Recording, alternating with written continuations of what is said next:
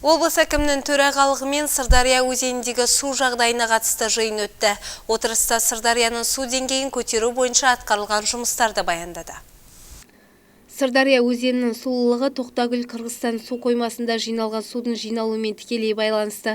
Бүгінде қоймадағы судың көлемі 11,9 миллиард метр кубты құрап, өткен жылдың осы кезеңнен 2,8 миллиард метр куб кем болып отыр. Қазірдің өзінде 207 көлдің 17-сі толығымен құрғап қалса, қалған көлдердің толуы 50% шамасында.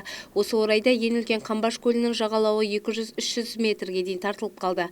Бүгінгі күні сыйымдылығы 5,2 миллиард метр кубты құрайтын Шардара су қоймасында 94 миллион метр куб су бар. Сырдария өзенінің бассейні бойынша 2021 жылғы вегетациялық кезеңнің қорытындылары шығарылып, 2021-2022 жылғы вегетациялық кезеңде мемлекеттердің су алу лимиттері мен Нарын Сырдария су қоймалары каскадының болжамды жұмыс режимін келісуі пысықталды.